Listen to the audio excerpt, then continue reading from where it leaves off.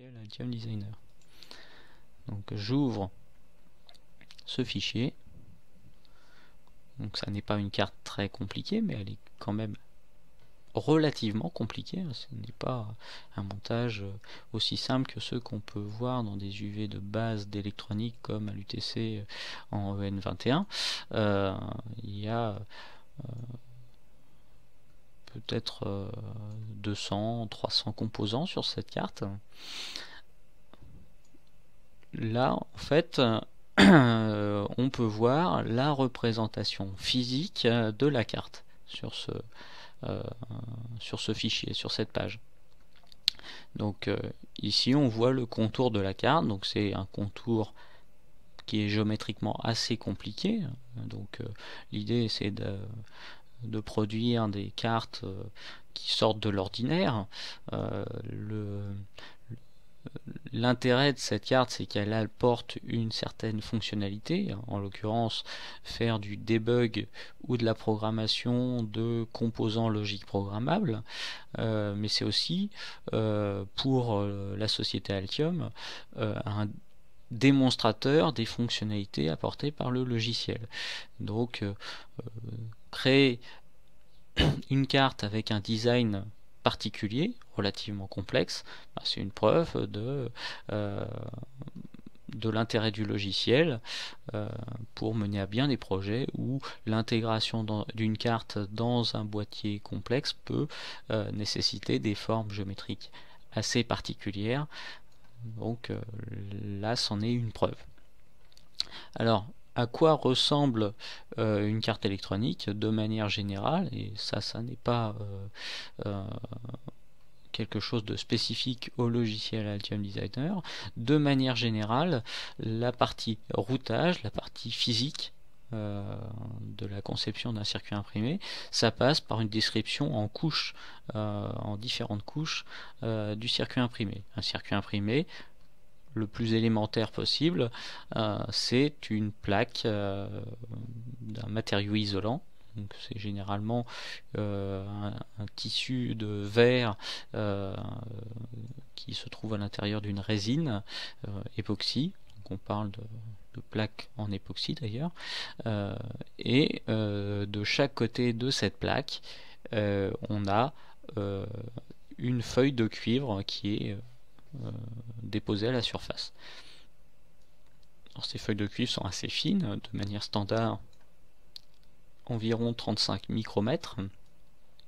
On peut même avoir des cartes très simples où il n'y a une feuille de cuivre que d'un côté. On parle de cartes simple face. Dans les cartes moyennement complexes, on a plutôt tendance à utiliser des cartes double face. C'est le cas de cette carte d'ailleurs. Et on peut d'ailleurs avoir des cartes beaucoup plus complexes avec un empilement de circuits imprimés et en fait avoir des couches de cuivre internes. Donc les cartes mères de PC par exemple peuvent assez facilement monter à 6, 8, 10 couches, voire 12 couches de cuivre. Donc de manière générale, on définit les couches de cuivre avec un plan spécifique de cuivre. Là, ce qu'on peut voir à l'écran, c'est en premier lieu la couche qui se trouve au-dessus.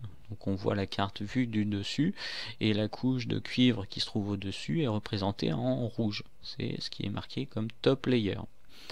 La couche du dessous en cuivre, c'est ce qu'on appelle le bottom layer. Et donc c'est représenté en bleu. Alors de manière générale, sur une carte complexe, on aura n couches de cuivre du même genre. La particularité des couches top et bottom, c'est qu'en fait, vu qu'elles se trouvent connectées avec le monde extérieur, en particulier avec les composants qu'on va placer sur la carte, on doit ajouter un certain nombre de descriptions. D'éléments descriptifs du dessus et du dessous de la carte. Alors je passe sous silence l'aspect mécanique. Les couches mécaniques permettent entre autres choses d'indiquer les dimensions de la carte par exemple. Donc à des fins de construction on peut ajouter des informations pour le fabricant pour placer des composants, pour dire ce qu'il ne faut pas placer comme composants. Donc typiquement les éléments qui sont marqués comme Do Not Populate, on peut rajouter des informations dans ces couches mécaniques pour le fabricant, ou plutôt plus précisément pour l'assembleur. Donc là on peut voir dans la liste des couches qu'il y a un certain nombre de couches mécaniques actives. Donc là, pour éviter d'avoir une représentation un peu surchargée, je vais dans la liste, ici j'ai cliqué sur cette zone et j'ouvre une page qui liste toutes les couches disponibles. Je peux désactiver toutes les couches et n'en activer que quelques-unes. Par exemple, la couche top layer pour ne voir que le top, et je vais ajouter des couches actives supplémentaires utiles pour voir un petit peu ce qui se passe. Donc top overlay, on va voir exactement ce que c'est, top past et top solder. Ok. Donc là on voit que la couche bleue du bottom, la partie cuivre du bottom a disparu.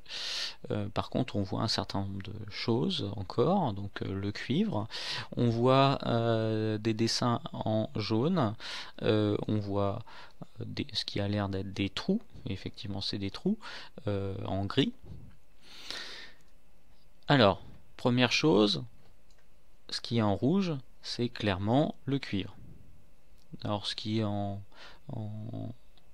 rouge un peu plus pâle, je préfère ne pas rentrer dans les détails dans cette vidéo, mais ça n'est rien d'important en fait à ce niveau là. On va s'attacher tout d'abord à ce qui est représenté en jaune. Ce qui est en jaune, en fait, ce sont des rectangles, des éléments de texte, des symboles un peu particuliers. C'est ce qu'on appelle la couche de sérigraphie.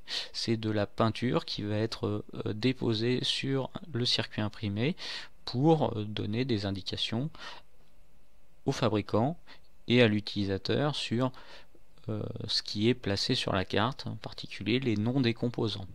Donc R29, R27, R41, R28, etc. Tout ça, ce sont les noms des composants qui apparaissent dans la partie schéma. Donc on peut repérer sur la carte des composants qui sont placés sur la partie schéma. Donc ça c'est particulièrement important quand on fait du debug, d'identifier tel ou tel composant, parce que l'implantation physique c'est bien joli, mais pour avoir une idée des fonctions réalisées, et pour faire du debug il est plus intéressant d'avoir des descriptions sous forme de fonctions et donc sous forme de schéma, et donc c'est plutôt le schéma que l'on regarde, mais il faut retrouver physiquement où se trouve tel ou tel composant. Donc la sérigraphie sert à ça. Ça sert aussi au moment de la fabrication pour vérifier qu'on a bien placé les composants au bon endroit, ne serait-ce que pour faire la programmation des machines qui vont faire le placement. Ici vous avez des symboles donc, qui sont plutôt liés à l'utilisation, donc ici on reconnaît le logo de l'USB, parce que ici vous allez avoir un connecteur USB. Ici vous avez le symbole d'un connecteur jack, donc typiquement pour l'alimentation du boîtier, de cette carte. Ici vous avez le symbole d'un condensateur avec l'indication d'un plus, et donc très clairement il s'agit d'un condensateur polarisé. Ici on reconnaît le symbole d'un quartz, donc vraisemblablement l'empreinte qui se trouve ici c'est celle d'un quartz. Donc le quartz qu'on a vu tout à l'heure à côté du microprocesseur, le microprocesseur qui est vraisemblablement ici. Donc d'ailleurs on voit le nom LPC 288X. Donc voilà un petit peu le tour de ce à quoi sert la couche top overlay, donc qui est bien indiqué comme étant de couleur jaune. Donc c'est tout ce qui est sérigraphie. Alors le nom que cette couche porte dans Altium Designer, c'est bien overlay. On trouve la même chose en bottom, on verra ça tout à l'heure. Dans d'autres logiciels on parle de silk screen par exemple. Donc c'est l'autre nom qu'on peut rencontrer dans d'autres logiciels. Ensuite vous avez top solder. Alors top solder, on voit que c'est du mauve foncé, et en fait cette couche correspond essentiellement à des pastilles de composants. Donc là on peut voir ici par exemple un condensateur de type polarisé, un gros condensateur. Le top solder définit deux carrés assez larges qui correspondent aux pastilles sur lesquelles on va souder le composant. Donc il y a deux broches et donc il y a deux pastilles. Alors à quoi ça sert? En fait, une carte électronique réalisée de manière industrielle est généralement constituée de la plaque en époxy, d'une couche de cuivre par-dessus, et encore par-dessus on dépose ce qu'on appelle du vernis épargne. C'est du vernis qui permet de faciliter la soudure des composants. Alors ça facilite pas en soi la soudure, ça évite ça diminue le risque de réaliser des courts-circuits, surtout avec des composants CMS qui sont bien évidemment de plus en plus petits. Avec les progrès de la fabrication de cartes électroniques, on a tendance à miniaturiser. Et donc quand on a des broches très très proches les unes des autres, ici on a vite fait de réaliser des courts-circuits avec de l'étain, donc le matériau qui sert à faire le brasage des composants sur la carte, c'est de l'étain, un alliage d'étain, et cet alliage d'étain, il y a toujours un risque de faire des ponts, des pâtés en fait, qui peuvent mettre en court-circuit de broches proches l'une de l'autre et qui ne doivent pas être reliées électriquement. Donc pour éviter ça, on place sur le circuit imprimé un matériau qui a une faible affinité avec l'étain. Donc c'est ce vernis qui sert à ça. Autre chose, c'est un isolant de toute façon électrique, et donc on minimise les risques en manipulant une carte alimentée de faire des courts-circuits en manipulant une sonde d'oscilloscope par exemple, tout simplement parce que les zones de cuivre, ici on peut voir du cuivre qui serait à nu avec une carte dépourvue de vernis. En fait, cette zone de cuivre est isolée de cette piste par ce petit espace, et donc la moindre pince crocodile d'une sonde d'oscilloscope pourrait faire assez facilement un court-circuit entre cette piste vraisemblablement d'alimentation, vu qu'ici on a un condensateur, et ce plan de cuivre qui est vraisemblablement la masse, vu que généralement les plans de cuivre on appelle ça des plans de masse. Et donc le vernis qui est déposé là-dessus évite ce genre de problème. Autre chose, ça évite que le cuivre s'oxyde. Donc ça apporte un certain aspect esthétique à la carte. Et ça aide à faire adhérer la couche d'overlay ou de silk screen, donc la couche dessinée en jaune. Donc la couche top solder, elle est juste là pour indiquer les endroits où il ne doit pas y avoir de vernis. Alors, les endroits où il n'y a pas de vernis, ça ne se limite pas aux pastilles des composants. On a aussi le pourtour de la carte ici qui est laissé à nu. Alors, plutôt que de laisser du cuivre à nu, qui aurait tendance à s'oxyder, en fait, on ne laisse jamais du cuivre à nu avec des fabrications industrielles. On doit choisir une finition particulière. Les finitions les moins chères consistent à déposer de l'étain à chaud sur les zones cuivrées à nu. Ça protège le cuivre, ça facilite la soudure là où il y a à faire de la soudure, du brasage pour être précis, et donc cette finition à l'étain, c'est la finition la moins chère. Le problème c'est que ça fait des bosses, ça n'est pas quelque chose de parfaitement plat, et donc on privilégie assez souvent sur des cartes avec un certain niveau de qualité des finitions à l'argent, ou mieux, alors d'un point de vue esthétique, ou mieux avec de l'or. Donc c'est une définition dite énigme, parce que c'est un mélange de nickel et d'or. Donc voilà pour la couche top solder. Et pour finir, la couche top paste. Donc là on voit en fait que c'est en gris que ça apparaît, et que là ça se limite uniquement aux pastilles des composants, et plus précisément des composants montés en surface, des composants CMS. Donc c'est un peu plus restrictif que la couche top solder. Ça correspond à la couche top solder, mais pas partout. Donc cette couche top paste, elle sert, donc comme son nom l'indique, à de la pâte, paste pour pâte. C'est une couche qui va être utilisée pour déposer la pâte de brasure, qui va permettre la brasure des composants sur la carte. Donc en fait cette couche elle est utilisée pour réaliser des pochoirs. On appelle ça en anglais stencils. Donc ce sont généralement des tôles assez fines en inox, qui font à peu près 0,13 mm d'épaisseur, qu'on va percer de petits trous, définis par cette couche solder paste, des découpes au laser assez classiquement.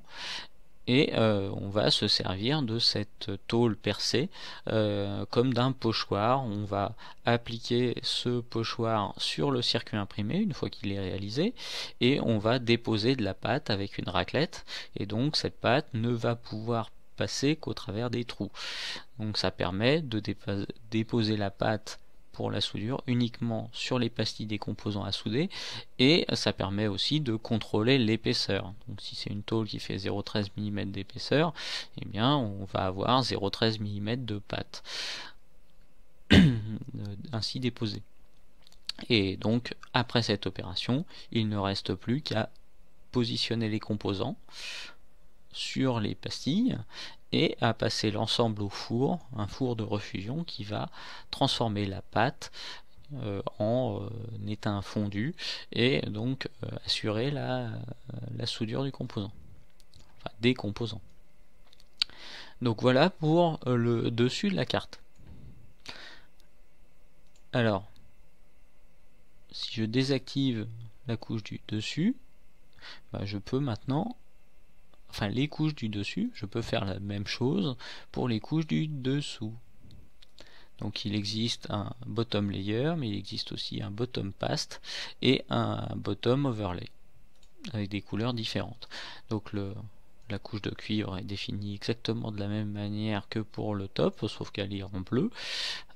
On a une couche d'overlay qui indique de la sérigraphie. Alors il y a nettement moins de composants, mais il y en a quelques-uns quand même, et aussi des indications du style ce logo qui indique que c'est normalement une carte qui est réalisée sans plomb, un code barre pour la traçabilité, le logo de l'entreprise, le nom de la carte, l'indication de l'emplacement du connecteur pour carte SD, etc., etc. Et le bottom paste, là c'est pareil, donc on peut voir des pastilles qui vont être sur lesquelles on va déposer de la pâte à braser. Donc là on peut voir effectivement qu'il y a nettement moins de composants sur cette couche que sur la couche du dessus. Donc ce qui va changer avec des cartes plus compliquées, c'est qu'on va avoir des couches supplémentaires essentiellement de cuivre. Il est bien évident que les couches de sérigraphie ou les couches de solder mask et de solder paste n'existent pas pour des couches de cuivre internes. Donc voilà l'idée générale de la réalisation d'une carte. En ce qui concerne les trous qu'on peut réaliser dans la carte, ici vous voyez en gris des trous qui apparaissaient déjà en top. Alors ce ne sont pas forcément des trous dans lesquels on va faire passer des broches de composants. Ici c'est ce qu'on appelle des vias. Un via, c'est une simple traversée qui permet de faire passer une piste dessinée sur le dessous de la carte vers le dessus de la carte. Donc ça offre un degré de liberté supplémentaire pour le routage d'une connexion d'une broche à une autre, de deux composants différents ou d'un composant vers lui-même. Donc là, on peut voir un certain nombre de broches de ce type, enfin de pastilles de ce type, donc qui sont des vias. On peut voir d'ailleurs des vias ici qui sont directement reliés au plan de masse. Donc ça, c'est ce qu'on appelle des stitching vias. Donc c'est des vias qui sont connectés en parallèle les uns avec les autres, bien évidemment, vu qu'ils sont tous connectés sur le plan de masse, et qu'on trouve la même chose sur le dessus de la carte. Ça permet de relier les deux plans de masse qui se trouvent au-dessus et au-dessous de la carte avec une impédance de connexion extrêmement faible. Vu qu'on a un ensemble de vias qui ont une certaine impédance, hein, le moindre petit fil a une impédance, en particulier en HF, en haute fréquence, et comme on en a un grand nombre sur l'ensemble de la carte, eh bien la masse est une quasi-équipotentielle réelle grâce à ce genre de procédé. Le logiciel Altium Designer permet de faire ça de manière relativement automatisée. On peut définir une rangée de vias, voire un tableau de vias, tous connectés à un plan de masse assez facilement. Alors, il y a bien évidemment des trous qui ne sont pas des vias. Ici, vous avez des trous de montage. Donc là, ce sont des trous non métallisés qui ne sont pas là pour souder des composants, mais juste pour faire passer des broches, éventuellement en plastique, hein, des plots de fixation de connecteurs ou de centrage du boîtier. Mais ici, là, vous pouvez voir des broches très clairement qui servent non seulement de trous de fixation, de mounting hole, mais aussi de masse. Donc là, c'est clairement des broches d'un connecteur, des trous oblongs, pour être précis. Donc qui servent non seulement de connexion électrique, mais aussi de connexion mécanique entre un connecteur et la carte. Donc un connecteur étant soumis à un stress mécanique bien plus important que n'importe quel autre composant, le microprocesseur par exemple, sur la carte. Quand on branche ou on débranche régulièrement un connecteur, on soumet toutes les connexions électriques à des contraintes mécaniques qui finissent par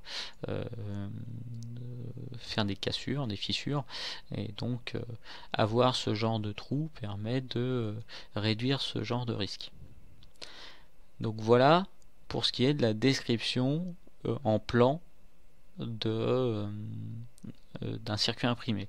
Alors, la difficulté de la réalisation pratique d'une carte électronique, ce n'est pas tellement d'avoir un contour de carte à une forme complexe, ça n'est pas tellement de placer les composants judicieusement. Avec l'habitude, on sait regrouper à partir d'un schéma les composants fonction par fonction. Quand on a affaire à des signaux rapides, on sait comment les router pour éviter les problèmes.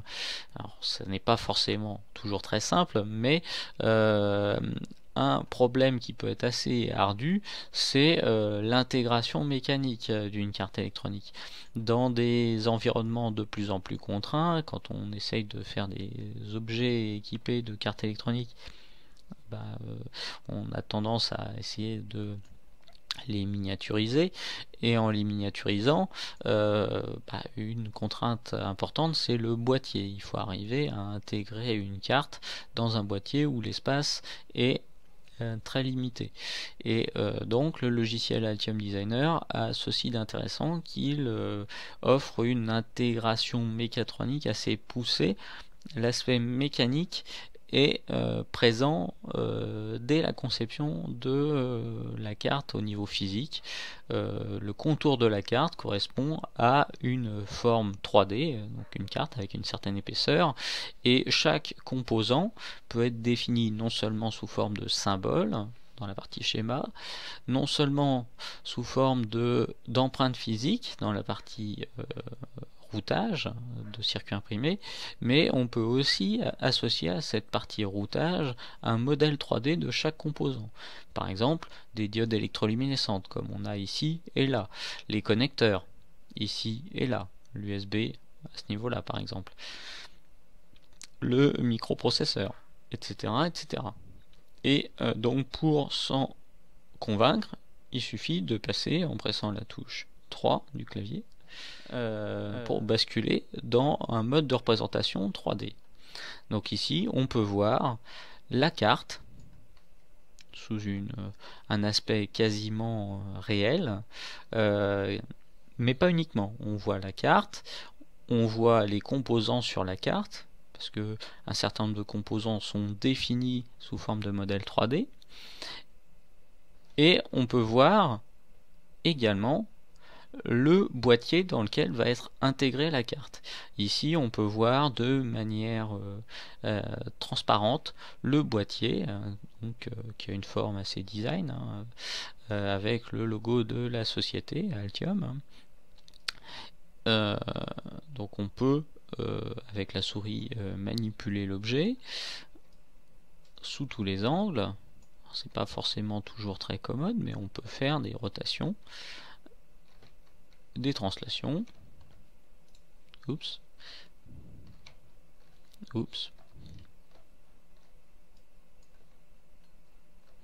Zoomer. Rentrer à l'intérieur du boîtier. Et on peut même déplacer le boîtier comme ceci. Et donc ce que ça a d'intéressant, mis à part l'aspect esthétique de la chose, c'est que on a une idée assez bonne de ce que l'on peut faire et de ce que l'on ne peut pas faire. Là par exemple, quand je déplace le boîtier, je vois apparaître des erreurs qui sont clairement indiquées, soit des collisions entre objets,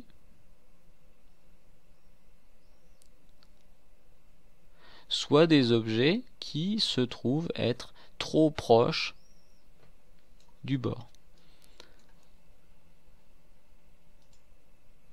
du boîtier. Et donc tout ça c'est paramétrable dans le logiciel. Donc voilà un aspect intéressant et utile du logiciel. Ça n'est pas qu'un gadget pour faire joli. Ça a une réelle utilité dans la conception de cartes électroniques modernes. L'aspect mécanique est important et l'intégration avec des outils de conception mécanique, c'est quelque chose de très très demandé à l'heure actuelle dans l'industrie. Alors,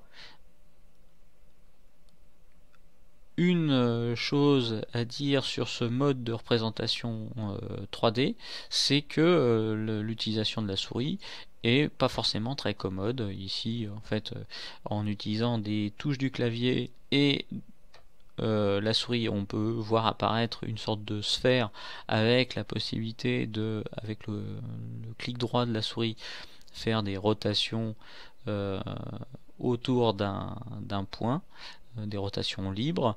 On peut contraindre ces rotations autour d'un axe, donc c'est clairement les flèches qui se trouvent là, où on a une rotation fixée suivant un axe, ou un autre axe, ou encore un autre axe avec le cercle.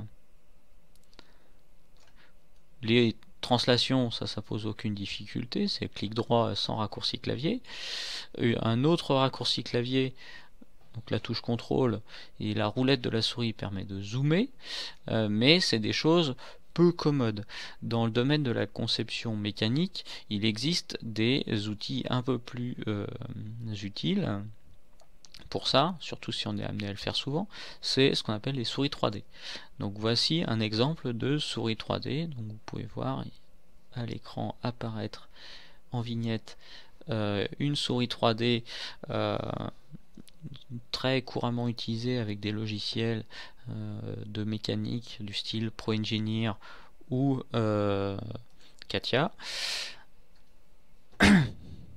Donc ici je vais activer le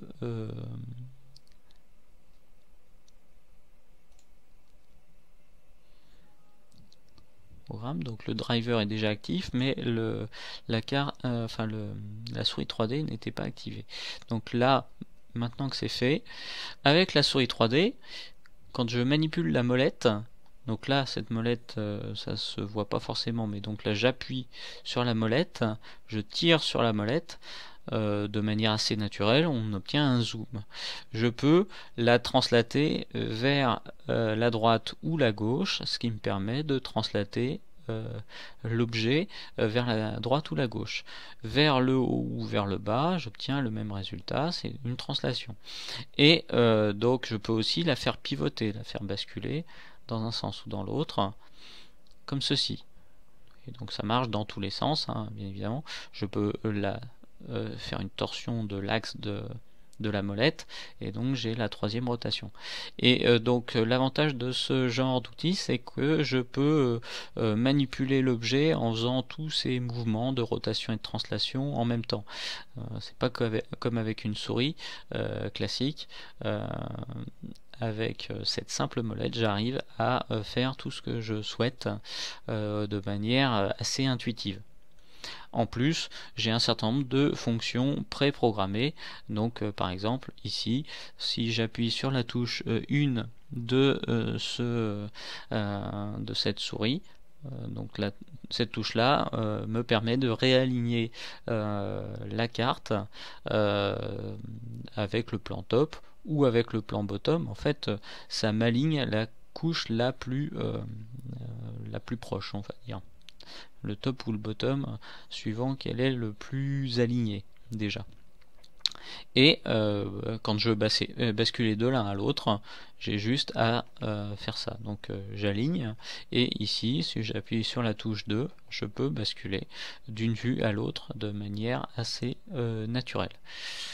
Donc voilà l'intérêt de ce genre d'outil qui est parfaitement pris en charge par ce logiciel de CAO qui intègre de base la vue 3D. Hein. Et il s'agit d'un logiciel qui ne nécessite pas, contrairement à d'autres, ou en tout cas qui ne prétend pas nécessiter des cartes graphiques 3D professionnelles, que ce soit des cartes ATI ou Nvidia, des PC grand public avec des cartes graphiques typiquement dédiées aux jeux vidéo. Dès qu'elles ont des fonctionnalités 3D, le logiciel sait parfaitement le gérer. Donc en l'occurrence, ça utilise des bibliothèques DirectX. C'est un logiciel spécifiquement dédié à Windows, mais donc ça ne nécessite pas un matériel extrêmement onéreux pour fonctionner. C'est de base d'ailleurs un logiciel relativement léger. Hein. L'ouverture des fichiers peut prendre un certain temps, mais la manipulation après se fait de manière assez fluide. On peut même aller jusqu'au positionnement des composants directement dans l'interface 3D. C'est pas forcément utile, mais on peut le faire. Donc voilà pour cette première prise en main du logiciel. Donc j'espère vous avoir convaincu de l'utilité de ce genre d'outil pour la conception de cartes électroniques et de la puissance de cet outil et de l'intérêt d'apprendre son utilisation dans la mesure où il s'agit d'un logiciel utilisé dans l'industrie et qui a le mérite d'être disponible à l'UTC. Donc ça c'est plutôt en ce qui concerne les étudiants de l'UTC, et disponible à l'installation sur vos machines personnelles avec des licences limitées à 1 an. Mais donc parfaitement fonctionnelle et complète. Alors un dernier petit détail sur la vue 3D. Hein. Donc ici on peut voir la surface de la carte, on peut voir qu'elle est assez détaillée, on voit les pistes au travers du vernis, on peut même voir les trous des vias et les composants dans le détail. Hein. Ici on a des résistances en gros plan constituées de parallélépipèdes et des condensateurs également. Mais on peut même aller à l'intérieur de la carte. Donc là c'est un peu plus du gadget, mais on peut voir qu'à l'intérieur de la carte, un certain nombre de via. Donc les trous métallisés, on peut clairement les identifier, et on peut même identifier des trous non métallisés. Donc voilà, en voilà un. Oups. Donc il y a les trous ronds, les trous oblongs. Et ici, donc avec le curseur de la souris, on peut le voir ici, vous avez ici un trou non métallisé qui est clairement visible. Donc voilà, donc j'en ai fini avec cette première vidéo de description du logiciel et de sa prise en main. Donc dans des vidéos ultérieures, je présenterai donc en particulier un aspect du logiciel que j'ai pas du tout abordé ici, à savoir la simulation, donc qui s'appuie sur la partie schéma, on va dire. On dessine un schéma de montage et on peut le simuler avec un outil de type Spice, donc qui est un outil standard de l'industrie dans tout ce qui traite de la simulation de montage analogique.